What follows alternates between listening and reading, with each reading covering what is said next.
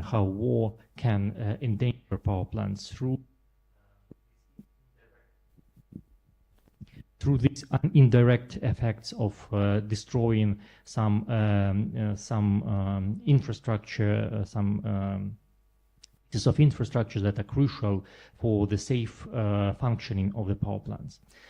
Not least, that's something that Roma will be talking about in a moment, is the behavior or the conduct, the approaches to management of power plants. In the event of armed conflict, of course. So in Ukraine, with Zaporizhzhia nuclear power plant, we saw that after gaining control over the station, both Russian military and representatives of Rosatom, that was mentioned today already, that's the Russian agency, Russian corporation, state corporation that builds and runs nuclear power plants.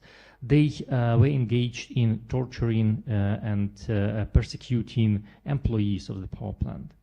I will later add on this, but now on this note, kind of mapping after I try to map the dangers that emerge with the armed conflict for the nuclear power plants, I'm ready to give the floor. Thank you, Dmytro. I guess I'll be more comfortable standing.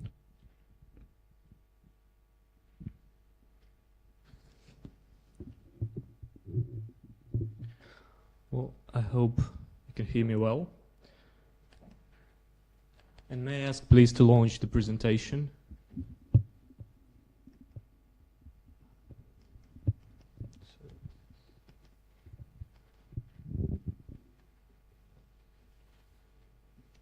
Perfect. Thank you. Thank you. Hello to everyone. It's an honor for me to be here and to share insights from Ukraine regarding the nuclear safety and the events occurring at as Dmytro underlined, the biggest nuclear power plant in Europe. I'll start with portraying a bit of context and refer to the city of Enerhodar. At a small city, 50,000 population in Ukraine on the shore of the Dnipro River and the Kakhovka Reservoir, where the power plant is located. You can see it back at the horizon, the energy blocks of the power plant. And this city was constructed back in 70s of the previous century for the needs of the energy production, and in particular for the needs of the nuclear power plant. And the main population of the city consists from people involved directly or indirectly in activities around nuclear power plant, engineers, staff, medical staff, and other people. The city of Enerhodar and the Zaporizhzhia nuclear power plant, I will refer to it later as a ZNPP, just to save a second of our time.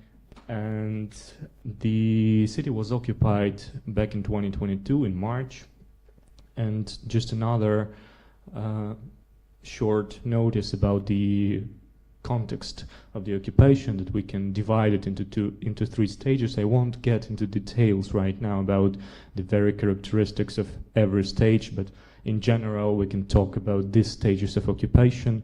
And the first one is characterized by leaving for local population some kind of a gray zone where they had an opportunity to protest against the population, to actively describe their stance against the Russian invasion, and Ukrainian authorities kept operating, kept managing the city, and the nuclear power plant itself continued to be authorized by the Enerhoatom, the Ukrainian state-owned nuclear corporation.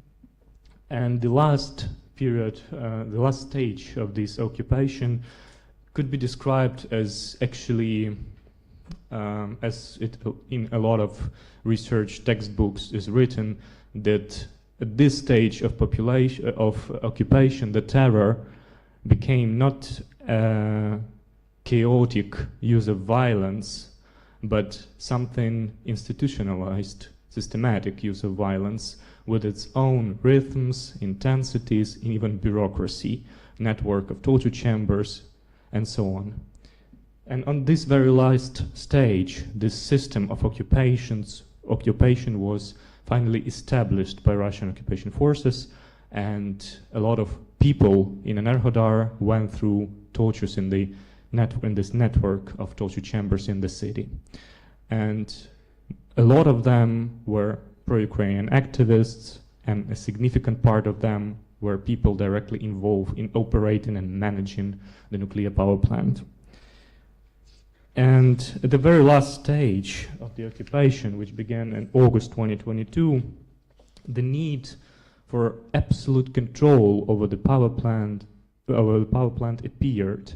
And the idea of absolute control over the power plant, it lay through the need to disconnect the power plant from Ukrainian energy network energy system. And here you can see in front of you on the screen a quote from one of the employees of the ZNPP who was interviewed by Truth Hounds a couple of years ago, who were lucky enough to flee the occupation and leave the occupied territory. And as you can see, the chosen method of disconnecting the Zaporizhzhia nuclear power plant from the Ukrainian energy system was by shelling the energy grid connectedness and cutting it.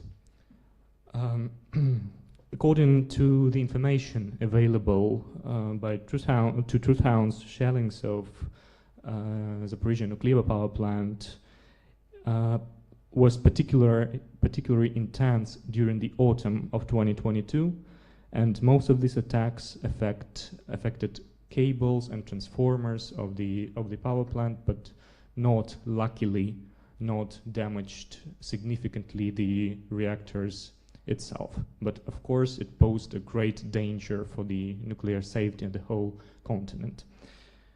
And another aspect of the occupation and of the realities, of the nuclear realities in Ukraine and the occupied territories in particular, is, here you can see the power plant.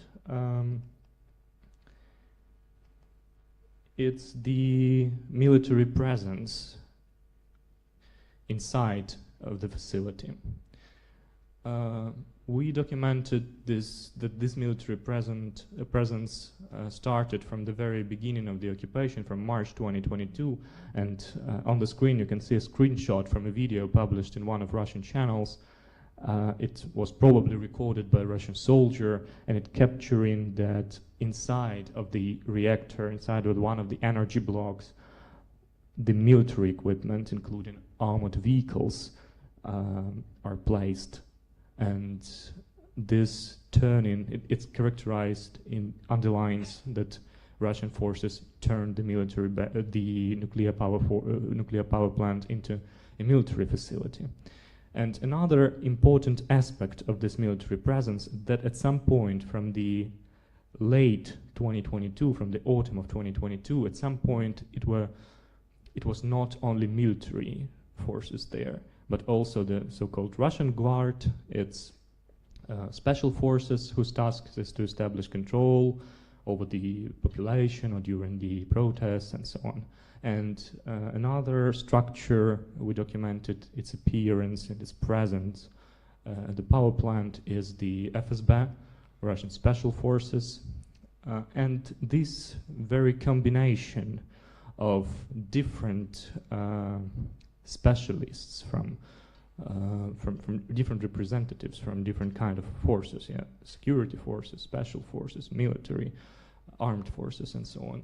It underlines the attempt of the occupying forces to establish, to strengthen the control over the workers at the power plant. And we can allege that from one point of view, during the armed conflict, it's necessary to guard, to protect the power plant, right? But as facts established by the Truth Hounds are revealing, that actually this military presence was fashioned due to very different reasons. And I'll let the voices of victims and witnesses, the NPP employers, to speak. And as it follows from this particular quote and from this particular person, that during the autumn of 2022, when Russian forces, they faced one problem, that majority of the employees of the nuclear power plant, they refused to sign contracts with Rosatom, with the mentioned state-owned corporation, Russian state-owned corporation, who appeared to be present at the nuclear power facility. And because of that refusal, in the autumn of 2022, the tortures at the city of Enerhodar and at the power plant intensified. We don't have testimonies where it directly, from which directly follows that representatives of Rosatom, their employees, their technical staff or management staff, they were directly involved in torturing people. But one thing is for sure, that they knew about tortures going on, and that sometimes, as in this case of another ZNPP employee, that they were even present and making present at the scene when representatives of special forces, special security forces of Russian Federation tried to convince softly at the beginning an employee to sign a contract with Rosatom. And I let myself to quote the very last sentence, that representative of Rosatom was present, while the another representative of the other representative of the special forces were applying pressure, and it was like they were playing the good cop and the bad cop routine. And of course, the torturing of local staff posed a big question: how the employees, how the engineers and operators of reactors can run the power plant after this circle of torturing them, how they can run it safely. And we documented cases when, after the nights and weeks of torturing of people, representatives of Russian special forces, they were forcing a person to get back to work just 10 hours after he or she was tortured.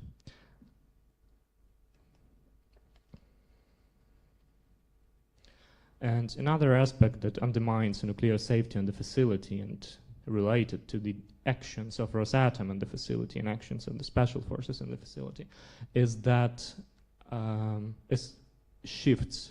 changes of personnel, transfers of personnel. For those Ukrainian nuclear specialists who refused even after the end of the tortures, they refused to work, to sign the contract with Rosatom and to work for them and to work under the occupation.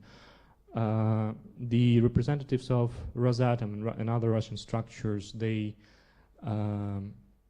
transferred this particular worker and replaced him with the Russian personnel, Russian nuclear specialists. And this quote on the screen actually is about the technicalities and kind of individualization of technical process at the ZNPP, because even those technical staff who was responsible of operating the nuclear reactor, they confessed that they have not enough knowledge and skills to easily and safely operate, act on the reactor nearby. And when we talk about replacement of these people from those engaged in operations of nuclear facilities in Russian Federation, where the nuclear facilities were designed in a very different way, of course, it raises another question of how they can maintain a nuclear safety in the facility. And also we documented that the licensed personnel, the most qualified personnel, the most qualified engineers of Zaporizhzhia nuclear power plant they could not leave the city for years because probably it is the bright evidence of the cooperation between Rosatom and special forces, because when an engineer tried to leave the city, he was stopped at the checkpoint and returned to the city to work at the power plant. It was impossible for them to leave. And in these conditions, they operated the power plant for years and still continue to do it with a high pressure on them. Yes. And to conclude, all the facts I've presented, they highlight contradiction that the staff, the people responsible for the nuclear safety at the biggest nuclear facility in Europe, the people who are essential for maintaining this safety, they were at the same time the main object of repression, the main object of torturing. And of course, it raises question to the ability of Rosatom to maintain nuclear security, and also raise question about the respect of the corporation to the human rights and their relation to the grave human rights violations in the Zaporizhzhia power plant. And one last thing, that except the direct involvement of Rosatom representatives in those things occurring at the Zaporizhzhia nuclear power plant, they play a crucial role in managing the occupied city, because representatives of the company occupy high positions in the local occupation administration. They take active part in propagating the Russian way of life in the city, organizing events for children. They glorify the occupation and Russian military invasion, as they call it, special military operation. And yes, that's, I believe that I portrayed a bit the state of affairs in the occupation. And I'd like to invite Dmytro for the next stage of this panel. Thank you.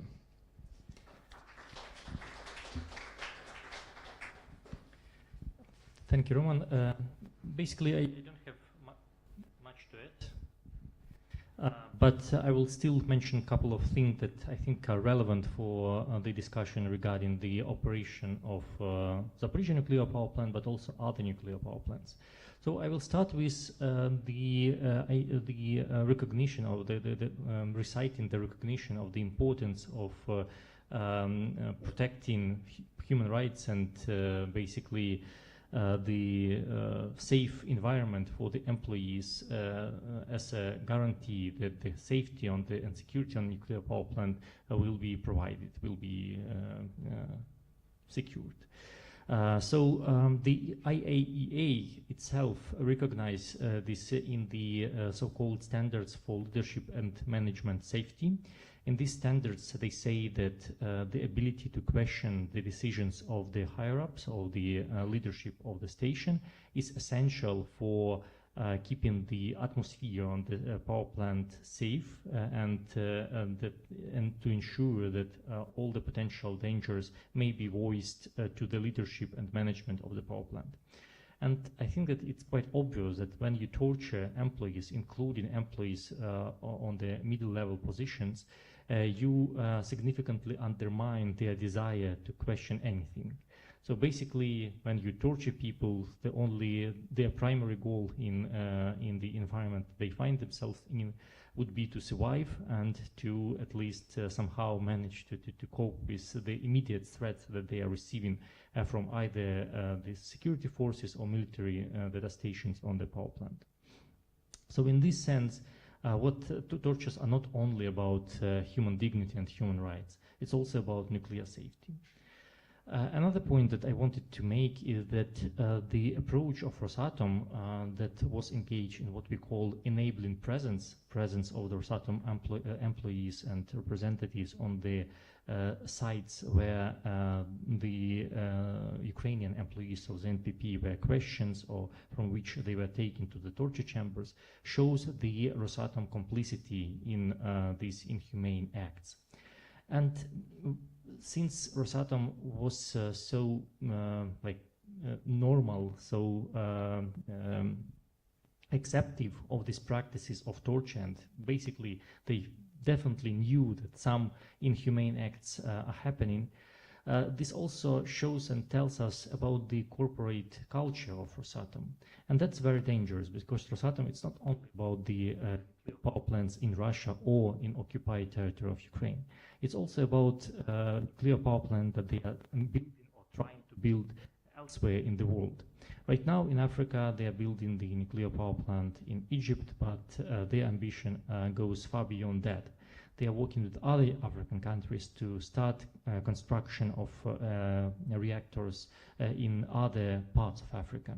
And I think that it's very important in advocacy work, in any other public discussions regarding the future of nuclear energy, to keep this in mind, that there are good and bad operators and operators of power plants. Some are I understand that the nuclear technology in general is questionable in terms of how sustainable it is from the environmental perspective. But at the same time, some operators of nuclear power plant, they at least do not do certain things, so they have some moral limitation when it comes to, and ethical limitation when it comes to certain types of conduct. But some operators go beyond imaginable, frankly, and they can tolerate even such gross violations of nuclear safety as torturing of crucial for the safe running of nuclear power plant employees. And that's unfortunately the case of Rosatom. So I think that that's also another important take from our research, that the corporate culture of Rosatom allows such things as tortures, such things as silencing of those who are not agreeing on some policies of Rosatom on Zaporizhzhia nuclear power plant or elsewhere on the nuclear power plants. And that tells us a lot about how good partner Rosatom may be for anyone who considers construction of a nuclear power plant. I will stop here and be also happy to address any questions. Just keep that.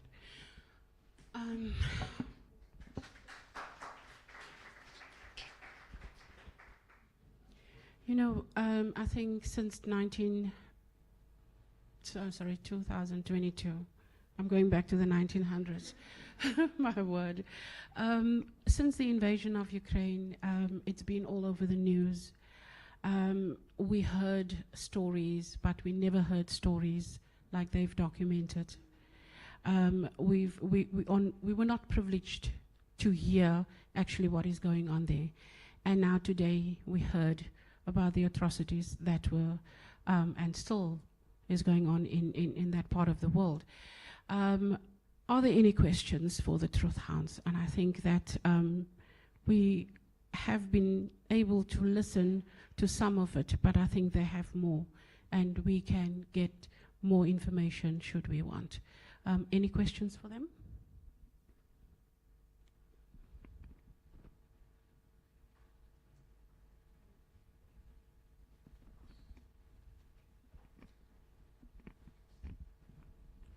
Yeah, thank you so much for your presentation. It's me again, Flori, from Village of Hope.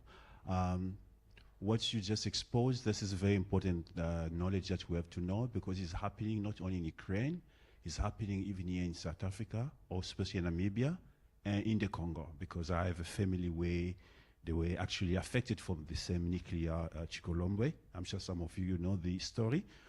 But the most important things I can say is a comment. We need just to raise this matter. We need to bring it to light, because it's happening in Ukraine, not only in Ukraine, but it's happening almost across the globe.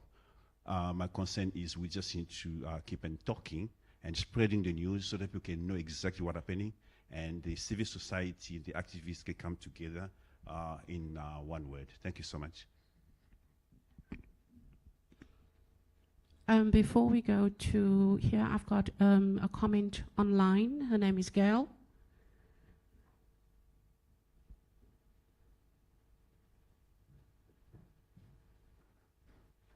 Good afternoon. Thank you, Dimitro. Thank you, Roman. I would like to know if the ZNPP is currently producing electricity?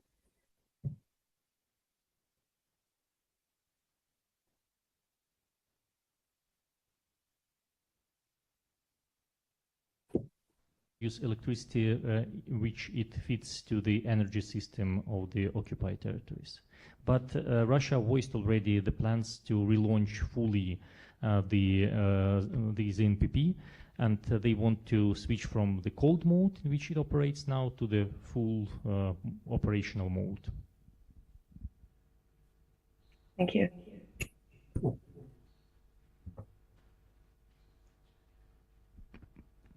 Okay, it's not just for you.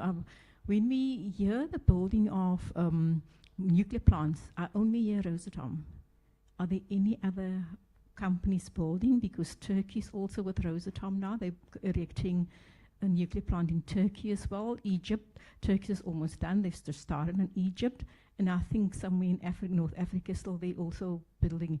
But all the names that I got, I mean, the only one name we got is Rosatom. The Russian company, is there any other? No, I think it's a monopoly in the Russian Federation, so it's either Rosatom or no one, and therefore, indeed, you will hear about Rosatom when it comes to some international and diverse international projects. It's not only in Turkey and Egypt, they are also constructing one nuclear power plant in Europe itself, it's Hungary. And they are working with other countries. There are projects in different stages in other countries as well.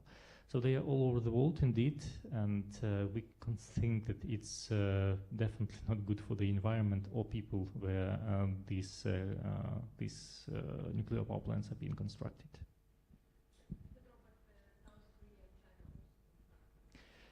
Yes, but South Korea and China are not involved in the conflict in Ukraine. Therefore, we don't have actual knowledge on how they approach these types of issues. So I believe that some violations may be found there, and I mean I agree with previous speakers that spoke about the general danger of nuclear technology. So that's unquestionable on my side. I agree with that. But what I'm trying to say is that some operators of nuclear power plants and some of the stakeholders that deal with nuclear technology, they are even more dangerous than others.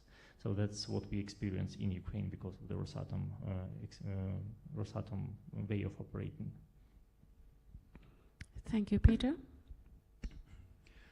Thank you very much for your presentations. And a technical question, a follow-up from the online. It's producing enough power to run itself. So I know Coburg takes about 40 to 60 megawatts to run itself, but one reactor produces 900 or so megawatts. So are they running one of the reactors to run their own plant? First question. And what would happen if some event happened, such as a seismic event that tripped the emergency shutdown? Would the plant be without power at all at that point? And would it then be able to draw power from the grid to keep the cooling ponds cool and the pumps running and all the essential equipment going? And then what would happen if the grid collapsed because the infrastructure is under constant attack? So how close are we to that plant running out of control if the wrong set of circumstances happen to occur at the same time? Thank you. Frankly, I'm not a technical expert on the issue, so it's hard for me to say how they do it in terms of like producing enough energy to run the power plant. Maybe Zinka can comment on that. But they have diesel generators over there that help to basically produce some energy in times of emergencies when, for instance, there is no access to grids or some other types of emergencies like this. So they do have diesel generators that can produce enough power to independently kind of run the plant for 3 days, I think, or something like that. But Zinka will compliment me on that. Yeah, so the nuclear power station is in not producing electricity, but it's using external electricity through lines. And there was already an example when all the lines were cut off, and nuclear reactor cannot stay without external supply of electricity, become dangerous. So in October 2022, all lines that are supplying electricity to the nuclear power station were cut off. So this, okay, generators kicked in, but you need to have enough diesel to run it for long enough time to repair those lines.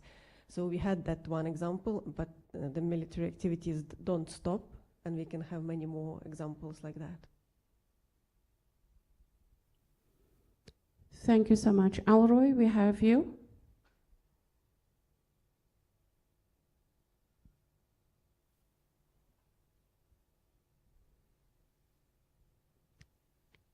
You need to unmute yourself. Thank you very much. Thank you to our brothers from Ukraine for helping us to think of tactics and strategies to take this forward in the South African context. One of the things that is interesting about media and media in South Africa, although we have a lot of newspapers on a regional, provincial, and national level, they are captured with people who are, and led by people who are very wealthy and only have their and their shareholders' interests at heart, not people's. So the critique not only on nuclear, but on any controversial subject, controversial in their mind, is either downplayed or not deserving of the exposure it requires. So you've helped me think about organizations like Truth Social. If you could just briefly mention a little bit about it. I must confess, I've heard the name before, but I don't know what its reach is. There are a couple of progressive media outlets like Groundup in South Africa and a few others, but it's important to get the message out and for the message not to be edited. Could you talk to us more about the impact of a progressive media station, whether radio, television, or print media, that can, in your opinion, amplify our message and our advocacy? Thank you.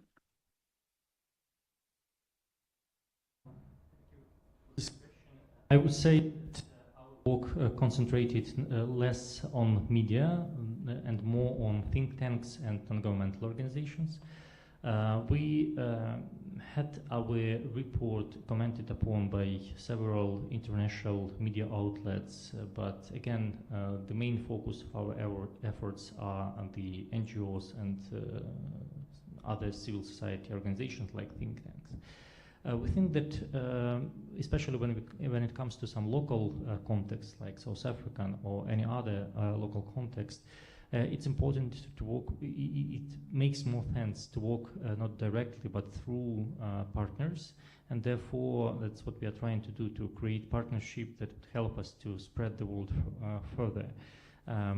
You know the context better. You know what types of arguments work and what do not work. You know how you should combine, how one should combine the information from, for instance, our report with some bits of national context from the past that would make the message louder.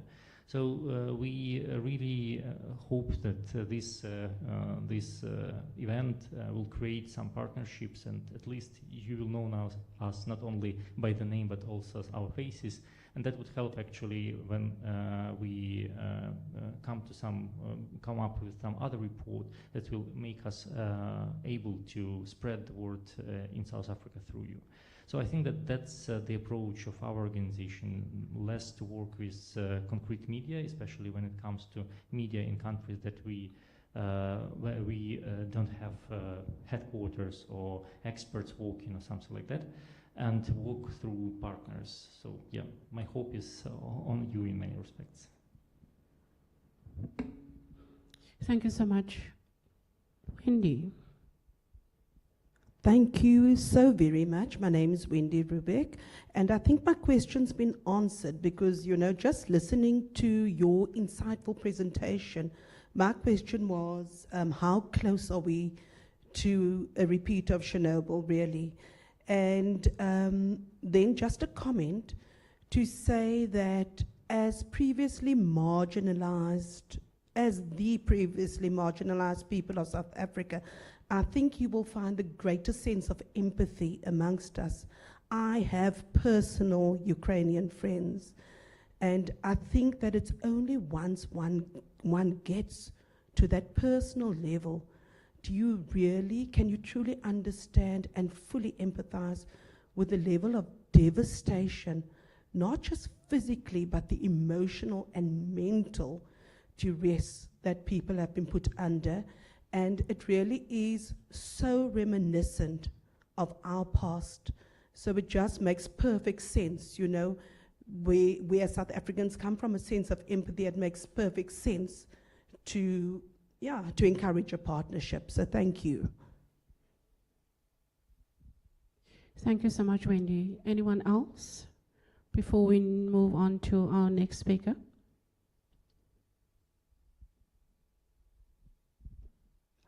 Thank you, first of all, for the presentations and the contributions to the space. You kind of answered me, but at the same time, I'd like to just hear your personal insights as truth hounds. I mean, how difficult, because I can't even say how easy is it, so how difficult is it to do what you do under not only these circumstances, but, you know, when there's not even times of war, there's still that active resistance that is being met on that side. And I think a big thing that will help us kind of find a little bit of inspiration is seeing how others have a little bit of resilience as it relates to the pushback that you get from different spaces and more, just to expose the truth or just to hold truth to power as a whole. And what have been things even now that have helped you continue to go? Because I think you're putting yourselves at risk, obviously, as you know, and the different things that come forward with being unapologetically open and wanting to expose the space or elevate information. But how have you navigated that space, I suppose? I will try to be as precise as possible addressing your question. You asked about how difficult it is, so examples. I will try to make an example as close to the Zaporizhzhia nuclear power plant, and about which you will hear in a minute. It's investigation of Kakhovka Dam destruction. First one, it's indeed quite difficult to collect evidence because the Zaporizhzhia nuclear power plant is still under occupation. So many employees who were tortured, for instance, they still under the occupation residing in Enerhodar. And we originally received of evidence statements or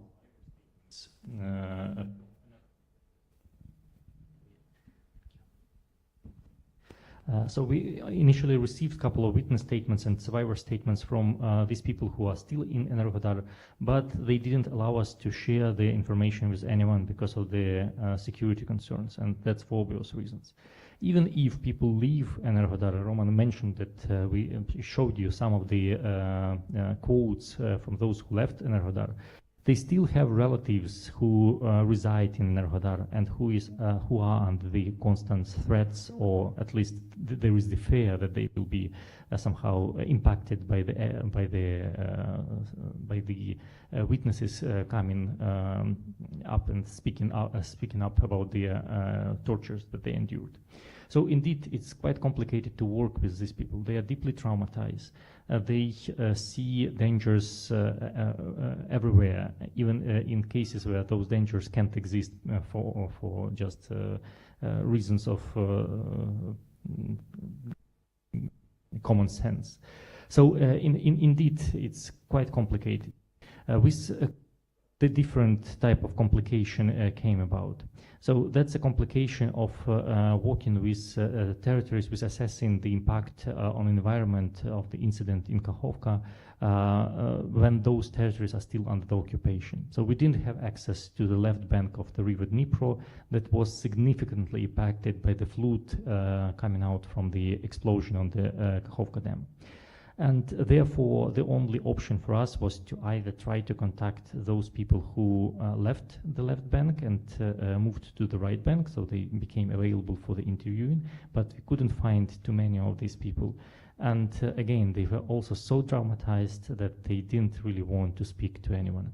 And the other option was to use satellite images and to try to assess the impact of the Kakhovka disaster on the environment through the satellite images. But again, it gives us only bits of information, not the whole picture about how profound this impact on the environment was.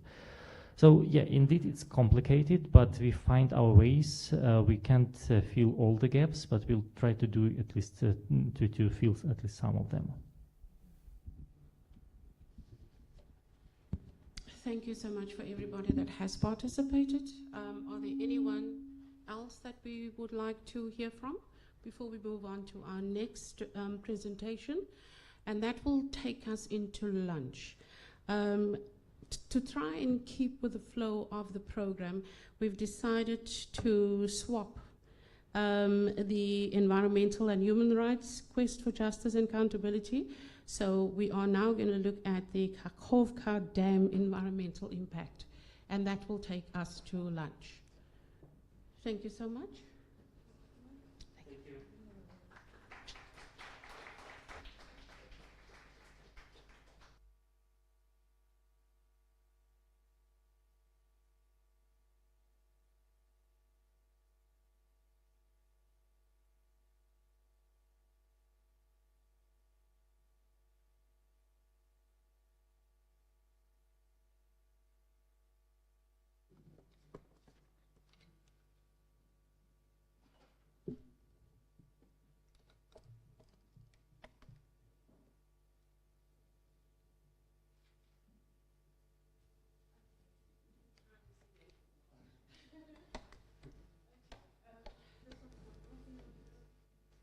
Borrow yours. All right, let me just go and oh, I hate mics. Okay, for our next presentation, please welcome Pascal Turlan and Miroslava Markova. Have I got it right? Okay, thank you so much for being here.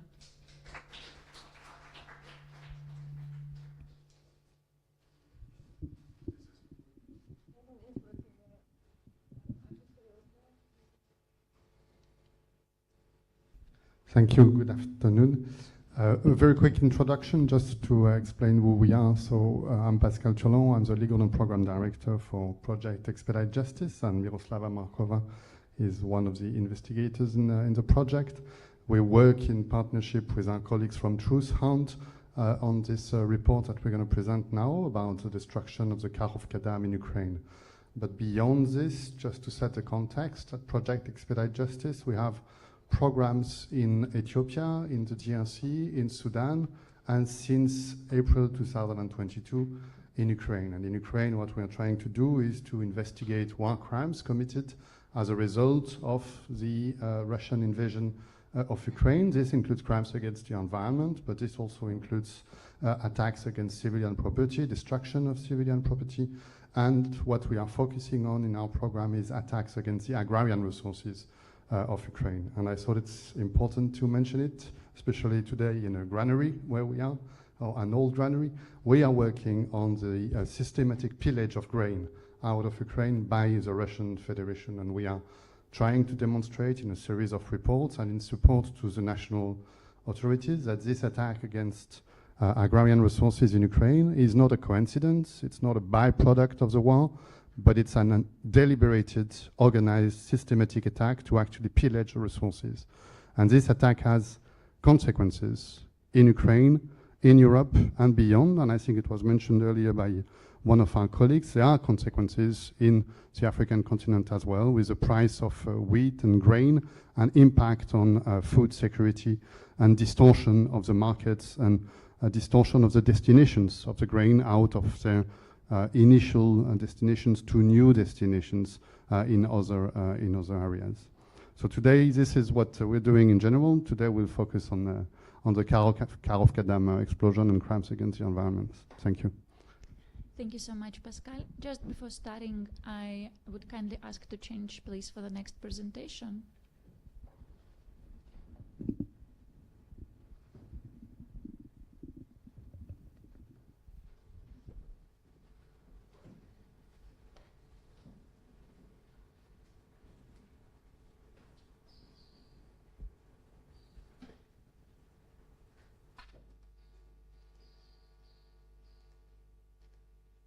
Yeah, thank you so much.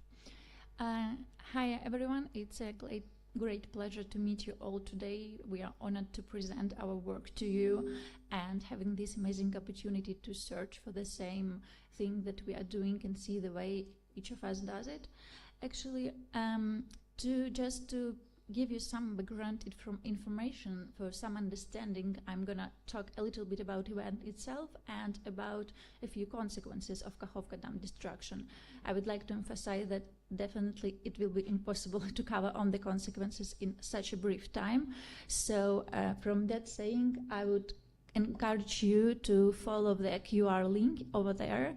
It's our report that you can find online, and always go through all the parts which are very big and comprehensive. In this study called Submerge, we together, as Pascal mentioned, with our partners through Hounds, who just talked before us, we analyzed all the impacts on ecosystems, agrarians, other civilians, and international justice. Actually, how did we conduct this work? For sure, we used the information that occurred just before, after the catastrophe, about statistics that government or international organizations had, but as well we conducted our own field missions to the region, to the southern Ukraine, 2 missions to talk with the witnesses, with people who were dealing with consequences, who were living, who suffered due to the flooding, who actually could told us more information on the ground. After that, in the next year, in 2024, we also had one another mission, an expert mission, to them to access and look for hydrological changes related to the condition that occurred the year after. So just a brief information to understand what about we are talking. So the Kakhovka plant, which was located in the southern Ukraine, it was crucial for both for Ukraine, for generating electricity, for providing water supply and irrigation of agricultural lands in the region. And as you can understand, it also played a very important role in supporting the region's economy, because in this part of Ukraine, it's mostly agrarian businesses, agrarian communities. And as Pascal told us, there is exactly community that we tried to work for in Ukraine, and we were documenting all the losses they had during the full-scale invasion of Russia in Ukraine. And actually, we know that even before the tragedy itself, they had huge difficulties with working because of the mining of the field, because of total destruction of the enterprises, because of the grain being stolen and transported to elsewhere countries under Russian flags and Russian companies. So basically, this region depended a lot in agriculture and in irrigation, and Kakhovka Reservoir played a key role in it. In this slide, you can see the comparison of capacity of Kakhovka Dam with 2 of the largest dams in South Africa, just for comparison. So actually, what happened right after the breach of the dam in June 2023, huge flooding across large territory of Ukraine, and it affected both human lives, as you can imagine, and environment as well. As we analyzed in this report, as we investigated, the destruction appears to be a deliberate act by Russian forces who were, from the very beginning of full-scale invasion, in control of the dam, right in the day of the destruction, and till the day controlling this territory till our days. We provide all the evidence, which also includes seismic data and witness statements from local residents, the satellite imageries. You can find all these details if you are curious how we conducted this ascent investigation in the report itself. So basically, the main consequences for ordinary people, the main consequences is sure was flooding of the huge territory, which influence both people and environment. For ordinary people, for civilians, this story is deeply tragic. The flood affected over 600 square kilometers. It's more than 80 settlements, and it caused an extensive damage to homes and infrastructure. Here we need to provide a little bit of information. Though the place and the region that was under the flooding, it was both right and left bank of Kherson Oblast, where the Kakhovka Dam was located. And the one part that is already deliberated by Ukraine and under Ukrainian control, here we have access and here we have information about the people who died or been injured when disappearing. We know that only in the one bank in Kherson region, at least 70 people went missing or have died. On the left bank, where actually the impact of flooding was even higher, and if you've seen the reports, media reports from this time, seen a lot of videos for people sitting on the roof of their own houses trying to escape by boats and so on, but we don't have any full information. It's impossible because this territory is still under Russian control. And then try to hide statistics, actual one, to see that the results are not that devastating as they are. As I mentioned, during these field missions to the region, to Kherson region and others in the south of Ukraine, we also talked to the people who suffered due to this tragedy. And I just like to provide just one of the statements, which is one among a lot of others, but shows a lot of tragedy that people suffered. The one witness told us that the day after the Kakhovka Dam was destructed, her mother went missing, but because everything was flooded, they couldn't go and search for her. So the next day, when they were able to get a boat and go to her house, they got to the boat, to the mother's house, they swam into the yard and saw their mother, whose body was already floating in the front garden. For sure, here we understand that it's not only consequences for people, for our lives, which also is very important. The ecological impact was profound, and again, we deeply encourage you to go through the full report because indeed we cover all the segments. But the key ecological destructive factors from the dam breach that we can name is for sure water pollution with toxic and hazardous substances.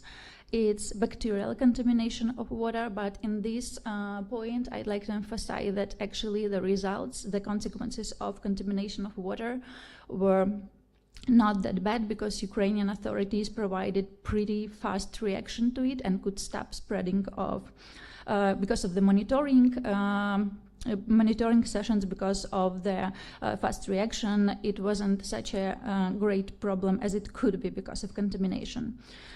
For sure, we can talk about death and the degradation of flora and fauna, and the impact on groundwater resources and sound contamination of groundwater. But one another point is also impact on valuable ecosystems and nature reserves. The drainage and flooding zone that arose after the destruction of the dam affected very valuable ecosystems and nature reserves, which are part of internationally protected areas. For example, in the region, there is a delta of Dnipro River, the biggest river in Ukraine. It is designated as a protected site under the Ramsar Convention, and this was a vital ecosystem that was crucial ground for various fish species and endangered animals. But also in the region there are two more sites protected under the Ramsar Convention. Those are Veliki and Malikuchi Huri. This is an archipelago of sandbag. And also the Simmekiv floodplain. You can see the pictures taken not long ago after the Kakhovka destruction. The one that you can see right now in the picture served like an important nesting location for wetland bird communities, including rare species. It also served as a natural filter of drinking water from the Kakhovka reservoir. But not to step on the own consequences that we provided in this report, I would only stop on naming one of the researches that we conducted together with our experts, with our agricultural experts. We wanted to find a way, to calculate how did actually the flooding impacted, for example, agriculture activities in the area, which, as I already told, was very important and crucial for the economic activity there. So in the first days following the dam breach, a flood that is occurred, it was resulting loss of agricultural crops, and of the most affected area remains of Russian occupation. We can't measure it, but at least on the right bank of Kherson region, we estimated that total crop loss amounts to 5,000 hectares of sown fields. You can see that if we conduct this calculation in dollars, it will be almost $5 million.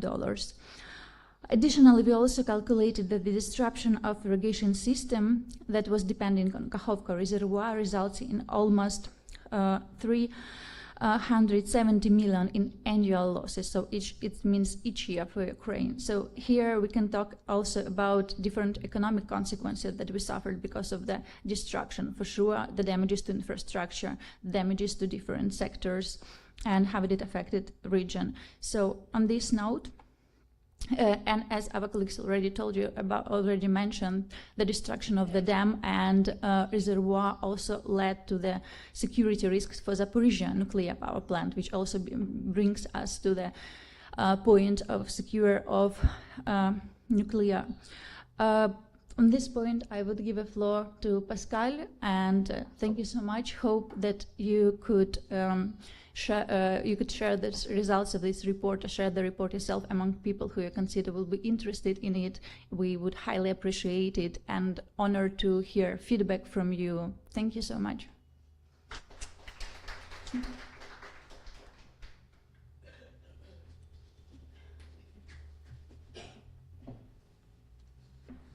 Thanks, Miroslava, and of course thanks to the Foundation for welcoming us today and for organizing this and allowing us to present these conclusions. Yeah. Okay. I will be quick because I'm standing between us and the lunch and the break. Yeah, she's too tall.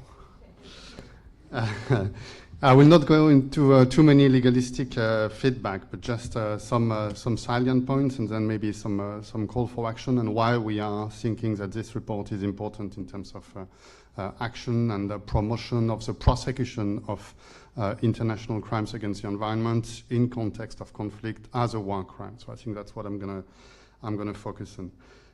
In this report, based on the factual analysis that was presented to you on the open source intelligence, human intelligence, the data analysis that we did, we have tried to identify not only the consequences, but also the causes, not only the factual causes, but the causes, the responsibilities in the unfolding of these events.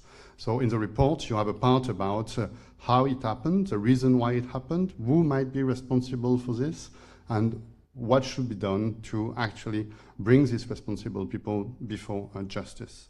We have submitted the report to the Ukraine Prosecutor General Office.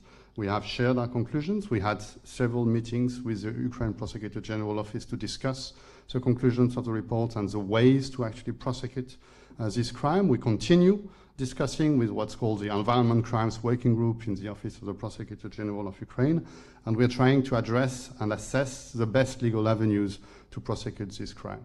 In parallel, we have also submitted the report to the Office of the Prosecutor of the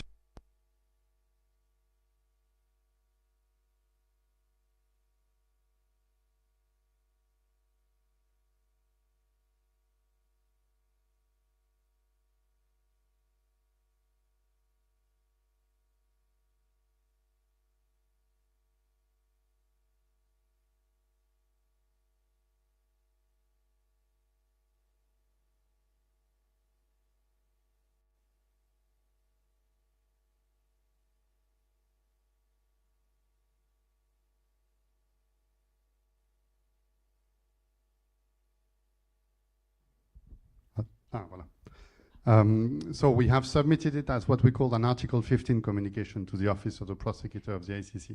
So this is a way to present information from civil society, individual actors and others to the International Criminal Court.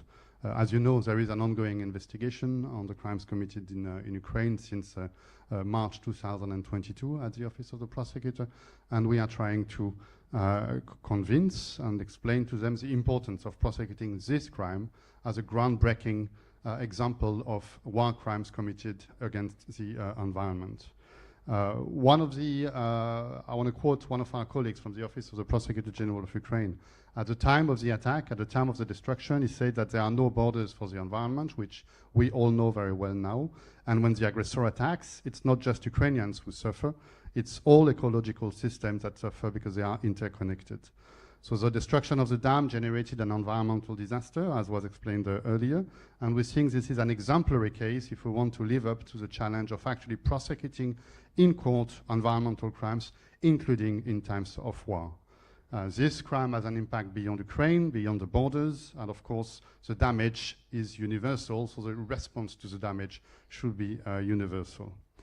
The ICC Rome Statute was created exactly for this. It speaks about core international crimes, it speaks about war crimes, and it speaks about crimes that threaten the peace, the security, and the well-being of the world. In the Office of the Prosecutor at the moment, they have opened a consultation process to actually develop a new policy on prosecution of environmental crimes. So we are also trying to push this as an example of why there should be an advanced policy and a strategy to actually tackle these crimes as war crimes. There are some technical discussions. We are discussing with our partners, with legal experts about the elements of the crime, the definition of an attack under international humanitarian law. We are discussing the different aspects of this attack and how it can be prosecuted. But the bottom line is there is a position and a provision in the Rome Statute to prosecute it, and it should be done. What we are demonstrating in legal terms is that the attack caused an excessive damage to the environment, and that it should be prosecuted under Article 8(2)(b)(4) of the Rome Statute. To go into the details, I'm happy to answer questions or to discuss the legalities if we have time after this. One of the things we are also trying to demonstrate is the responsibility for the attack.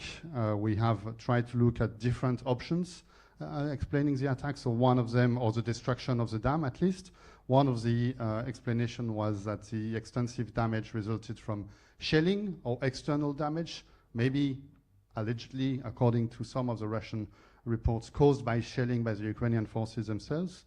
Based on the evidence accumulated and the information we have, the seismic data, the witness accounts that we have, the satellite imagery, all of the information allows us to exclude this option. Another option was structural degradation or wear and tear and normal degradation of the dam. This was also excluded based on our factual analysis. So I'll send you again to the details of the report on this. Our conclusion in the report, and this is a conclusion that we are standing by, is that this resulted of an internal explosion, a detonation, and deliberate act caused by the Russian forces who actually disposed explosive inside the dam. So if we have time and if we are interested, we can discuss this. But all the data that we collected, the seismic records that confirmed multiple explosions in the dam, the satellite image that revealed a breach in the dam structure, all of this points to an internal explosion, and the Russian forces had the control over the dam at this time. We're also trying to assess individual liability for this explosion. We've been looking at the Russian forces in position at the dam. We've been identifying one of the brigades of the Russian forces that was present at the dam. We have also looked at the chain of command of this brigade and trying to point at the Russian military hierarchy for their responsibility in the destruction of the dam. We are confident with our conclusion, but this is something that we are more than willing to discuss with the relevant authorities. So on these legal aspects, I will stop here, and I will be happy to answer any question. What I want to finish on and conclude with is to highlight the importance of calling this a war crime. All human activities, like all human activities, conflict have an impact on our ecosystems and our environment. Very often, sadly, attacks against the environment, damage to the environment are not the main focus of people who are working on conflict situations. When environmental disasters happen because of deliberate attacks from a party to a conflict, and they cause such widespread, long-term and severe damage to the environment, and when the damage is excessive by comparison to a potential military advantage, that's an international humanitarian law criteria, then the attack should be characterized and prosecuted as a war crime. Prosecuting it as a war crime will allow to acknowledge that being engaged in a conflict does not give you a blanket authorization to target civilians and to destroy their environment, to undermine their means of survival now and for the foreseeable future.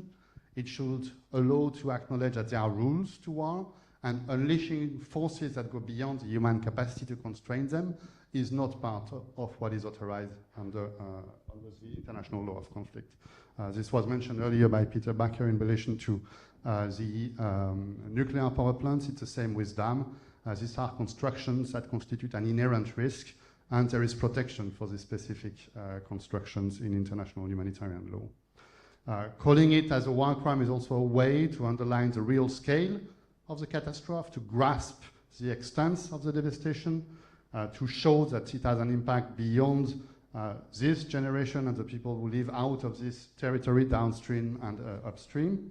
It allows to look for individual responsibility and not just keep it as a general declaration, but look at actual legal, judicial responsibility for individuals who might be responsible for these war crimes.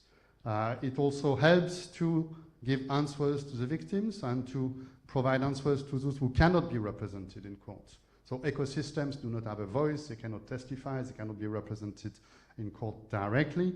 Some of the victims don't know they are victims.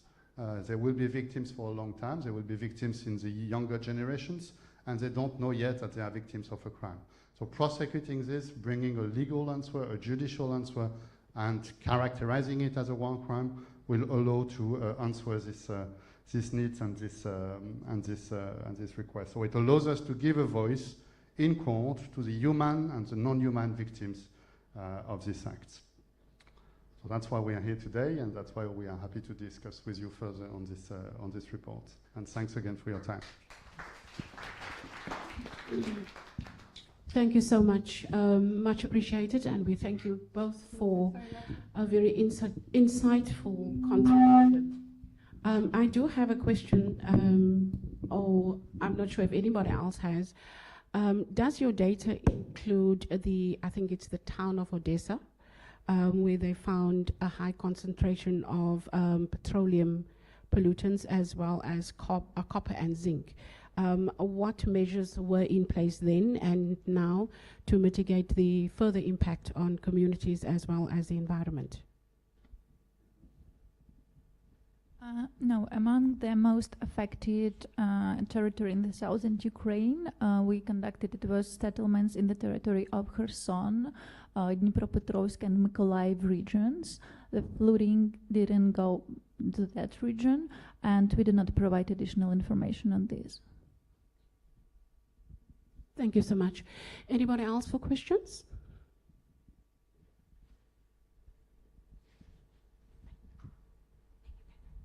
Thank you for the presentations and just the sharing of the information. I think it's brilliant. I'm latched onto the part of the war crime. So if that precedent is set, obviously we know that will help us in the long term and more and more and more. But if it's not accepted, if it's not a precedent that's set, what are the steps in? Because I believe beyond it going through a legal process, it can still be something that we set as a precedent socially, but maybe just wanting to hear your thoughts about how you're hoping to continue it beyond just legal elements.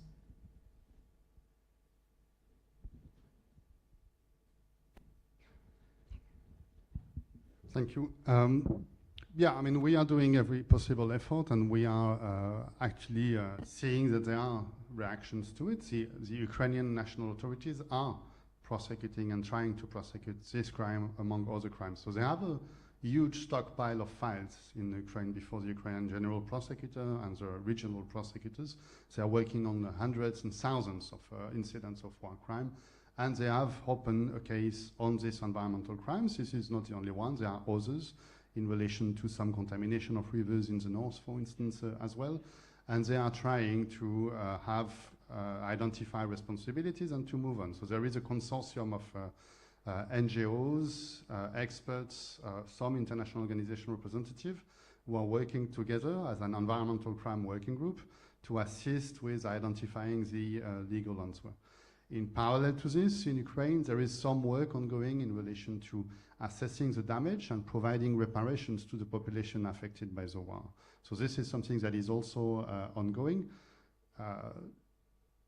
We're saying this against the background of possible general changes in the support brought to Ukraine and the possibility to move on with this, both the sanctions, the judicial accountability, and the financial compensation reparations. All of these aspects require some constant commitment. So we'll see how it's going. But this is what we are doing all together. So there's judicial accountability.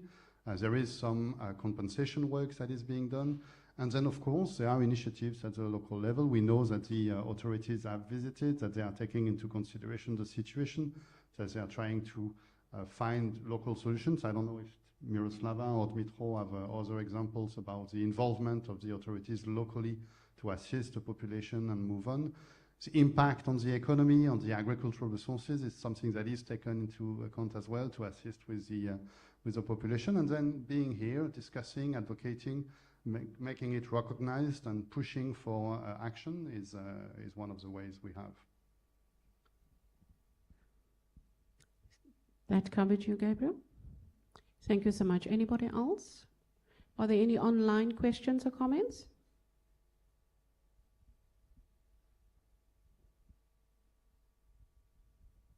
Hi everyone again. I just want to know,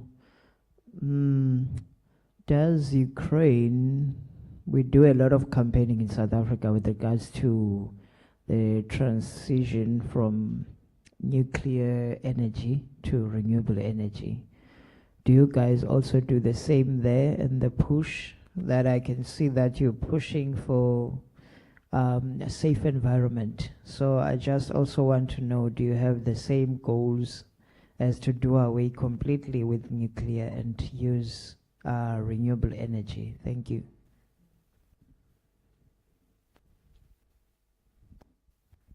I just wanted maybe give a floor to our colleagues who are talking about nuclear situation, if someone is willing, because they were deeper in this thing, much more with conducting the research on the NPP station.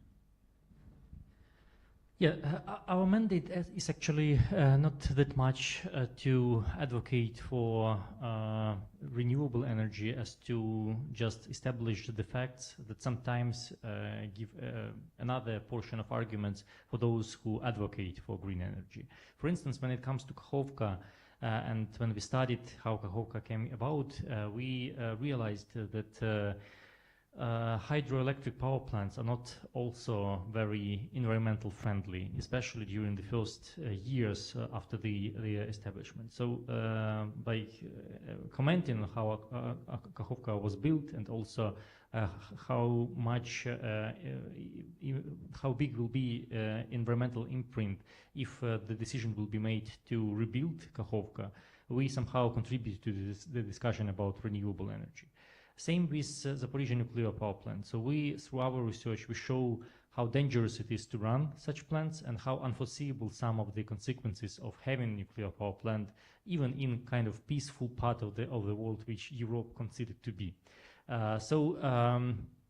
That's our contribution to the discussion. I wouldn't say that we are specifically tailoring arguments or specifically participating in the campaigns aimed at promoting green energy. But definitely, if you ask me personally, I very much believe in green energy, and I very much build in this type of attitude when it comes to the products that either Truth Hounds or Project Expedited Justice works on.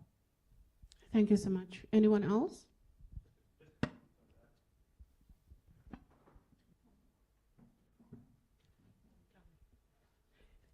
Thank you. I'm sorry for staying behind. I'll get in front. Yeah, just a small comment on that topic, is that to understand better the context, the biggest part of the renewables, wind stations and solar stations, they were placed in the southern part of Ukraine because of the access of the sun, right, to the land, the flatness, and winds all around because of the sea shores. And after the invasion, the south of Ukraine was the region that was occupied the fastest, and a larger part of those renewables are in occupation, not operating mostly, or destroyed due to the hostilities. And that was a big loss for the renewable sector in Ukraine. And other territories are not so, may be not so suitable and not so fast to process them, to build there some new stations, solar, wind stations, and so on. And it needs, of course, a lot of investments, which is not so easy to do because of the hostilities going on. So that was a big hit for renewable sector in Ukraine. It stopped, it paused, it slowed down, I'd say, its development, but it's of course something there are many companies in Ukraine, many actors working and advocating for.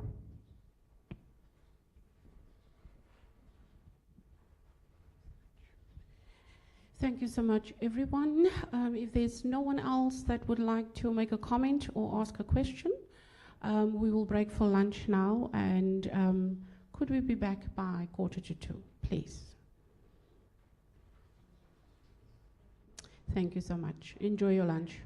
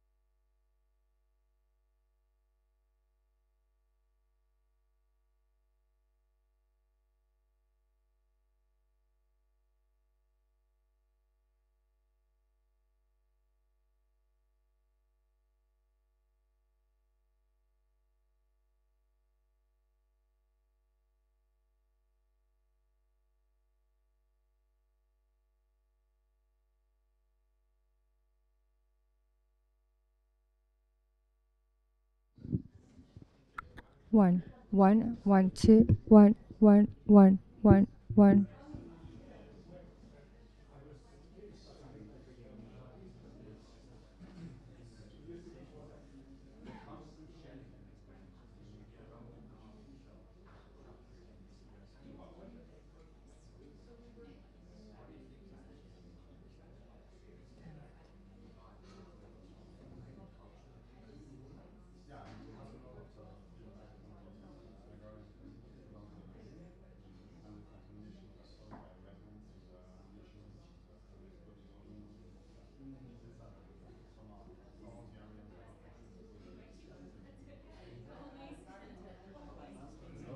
Yeah, yeah, yeah.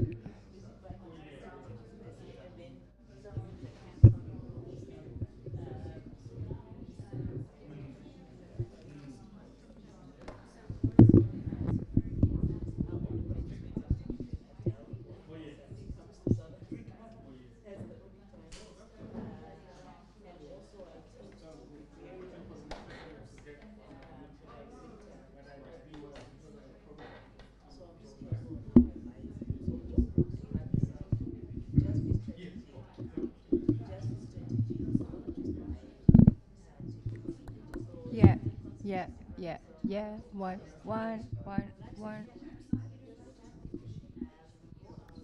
One. One, one, one, one, one.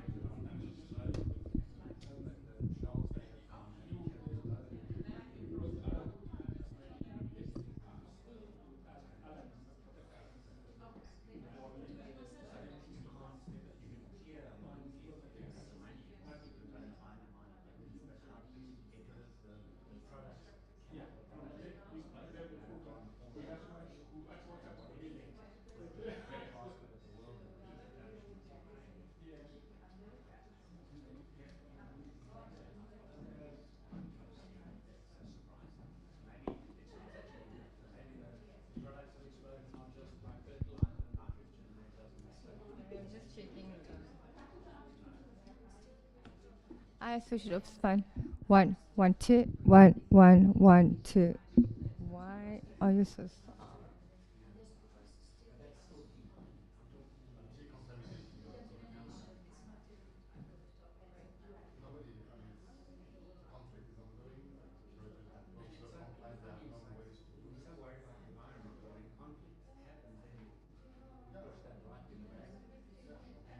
Okay, let's fix this and then we're going to write about it. Tom, great. I hope so. I mean, they have to set priorities, so of course it's difficult to do it. Also, we had this discussion on the other subject. Do you live the environment as your thing? In other words, do you fix one thing, you've got a problem with education. So we stop spending money on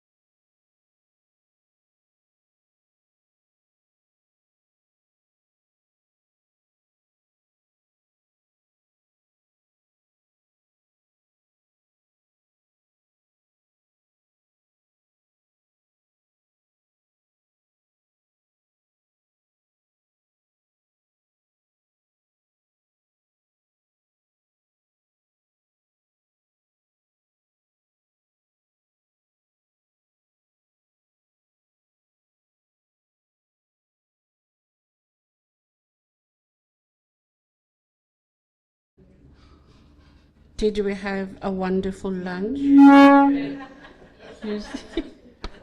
Okay, so now we will continue with the program, and we will be focusing on the environment, social justice, and public participation.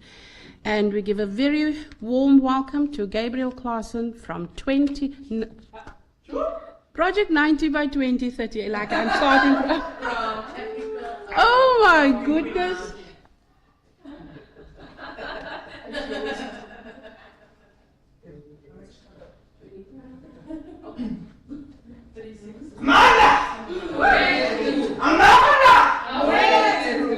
Cool. Hello, everybody. My name is Gabriel Claassen. I'm the Policy and Advocacy Coordinator at Project 90 by 2030. Project 90 is a social and environmental justice organization inspiring and mobilizing South African society towards a sustainably developed and equitable low-carbon future.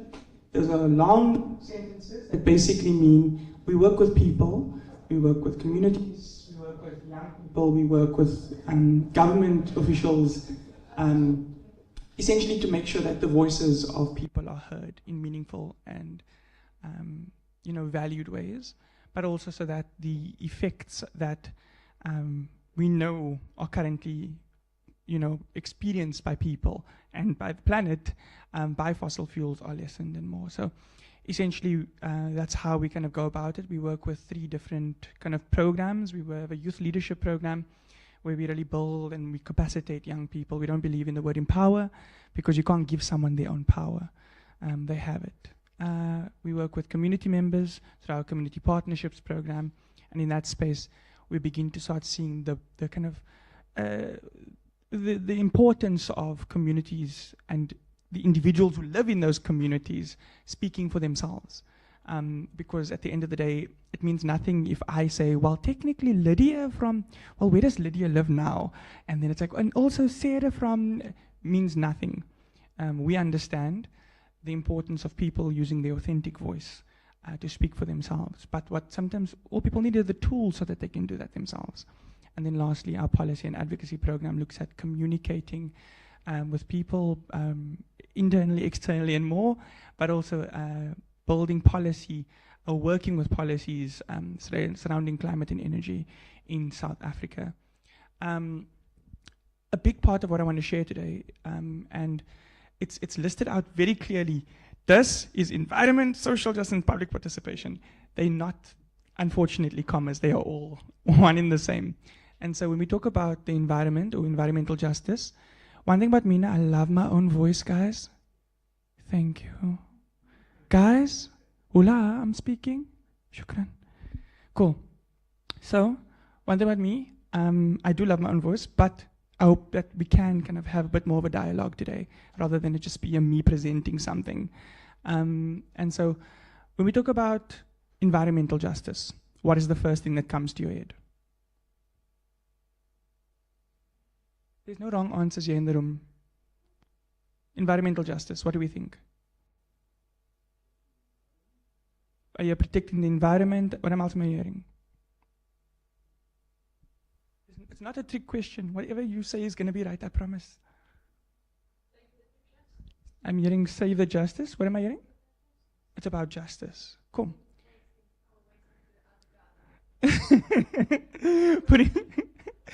It's about moving nuclear waste from one garden to another. No. So when we talk about environmental justice, we have things that pop into our mind immediately. It's some of the presentation that we saw earlier as well. When we talk about social justice, what do we think? Communicating. What else do we think about when we hear social justice? Equality, rights, So now, what if I told you that these 2 words actually are the same thing? And it's intersectional, that things are connected. That when we talk about environmental justice, we are actually talking about social justice, and we're also talking about economic justice. When we're talking about economic justice, we're talking about environmental justice and social justice. All of these things are connected. Do you know why? Because we have to live through these things. We experience them, but also how we move through the world is impacting other spaces and other places. And so we can't excuse ourselves from the picture and say, well, I'm just doing a social element, so the environment isn't impacted. Or, well, the government's just doing an economic thing, so we're not impacted. Actually, whatever happens in the economic space affects us and affects the environment. Whatever happens in the environment affects us. Whatever happens in the social space affects people, but also affects the environment. And so when we talk about all these things being connected, the reason why I'm bringing it up is because of this idea that when you need to speak about your current issues right now, you're oftentimes limited to only speak about one of those things, or two of those things, or three of those things. Like one of them needs to be discussed more than others. And this, in the context of nuclear, talks about public participation, or just in anything in general, public participation. It's about the public engaging. Oftentimes you're told, no, no, no. We're not talking about the amount something will cost. We're talking about the environmental impact. No, no, no, we're not talking about the environmental impact. What are you feeling? But how can we divorce those parts of ourselves when we know that they are connected? The reason that they do it is because it's easier to control you when things are separate. It's easier to make decisions about things without you when you aren't able to talk about things collectively. And so it's important that I started off with this idea that things are interconnected, that there's an intersectional approach to justice, because at the end of the day, we need to understand that the same way that the dam that was affected the nuclear plant, which affected this and affects that, and is the same way we need to view our own daily lives. It's not separate from us, but rather a part of us. And if the issues are all connected, does that not mean the solutions are all connected too? That looks at a systemic approach. So that's an understanding of that. I want us to talk about public participation. What do you think about when you hear public participation? I'm hearing a laugh in the audience. Public participation. Sit, listen, and don't ask questions. It's your input. Cool. Now, when you hear the words meaningful, fully informed public participation, what does that mean to you? Something that we lack is what I'm hearing. So when we talk about public participation, oftentimes it is the sit, listen, and don't ask questions situation. It's you don't know enough about your situation to talk about it. Or no, no, no, this is an environmental forum, so we're not going to be talking about how much it will cost. Please don't talk about how much new nuclear will cost. We're talking about the safety of people and planet right now. We're not talking about the cost of new nuclear. No, no, no, please don't talk about the safety element, only talk about the issues you're facing on a daily basis. But how can we do that? How can we divorce these issues? When we talk about nuclear, when we talk about power generation, we have to acknowledge that our electricity comes from somewhere, and where that somewhere is needs to be interrogated just as much. It's not just about switching on the light, switching off the light. When we switch the light on, where is it coming from? Who is it impacting? What is it impacting? And how do we navigate that space? And so meaningful, fully informed public participation is what we aim for, or active, meaningful, fully informed public participation. It's the reason I'm asking questions, because I want to show you how difficult it is for us to unlearn how we oftentimes are taught things are supposed to go. You're hesitant to answer me because oftentimes when you come to forums, you come to meetings, no, you mustn't participate, you must just keep quiet, and your head must go down, and you don't engage. Public participation, active, meaningful, fully informed means you came to the meeting knowing what was going on because we shared resources before. You know, before the Q&A between everyone's session, there was a presentation, there was a sharing of information, and then a dialogue. That's fully informed public participation. The reason that that's sometimes put to the sideline is the same reason that the three justices, or these kind of social, economic, environmental justices, are put to the sideline and looked at as different things. Because if you don't know that it's actually your constitutional right to be meaningfully, fully informed, engaged in public participation, then it becomes easy to make decisions without you. And what we see time and time again is the way that power is removed from people. Even in the way we talk about people. Oh, the people in power. Oh, our decision makers. Are we not our decision makers? We make the vote. We have people in parliament. Are we doing anything? No, we vote. We get a little thing on our finger. We post #voted, and we move on with our lives. You know? Because we've become so used to the idea that actually we're not going to get anything from it. But we need to actively resist. When we actively resist, our leaders have to listen to us. The people that we've put in power have to listen to us. So when we understand that the social issues we experience, the environmental issues that we experience, and the economic issues that we experience are all connected, and then when it comes to either a conversation around nuclear or a conversation around energy or anything of that nature, which we have been left out of, historically left out of, it was intentional that we don't get a voice in certain spaces. Then we need to interrogate, why is that the case? Do they think and do they actually realize that if we did get meaningfully, fully informed public participation, that we participated in that way, that we'd actually be able to represent what we want as a people? And then when they made decisions without us, even if it went against us, that actually they'd fail. And an example I want to share, and then we'll go to a bit more of an open dialogue around it with a Q&A, is during lockdown, that lockdown period, it's all a blur for me. There was a lot of gas and oil kind of seismic surveys blasting, basically looking for oil on our shores, off our shores. And it was by a company called Shell, Royal Dutch Shell. And Shell was taken to court by communities, and by NGOs. And they lost because they didn't do meaningful public participation. They didn't take into consideration what people were feeling, what people were experiencing. They didn't take into consideration what people were saying and what people realized about the environmental impacts on themselves. So it wasn't just a community member in Saldanha saying, I am angry.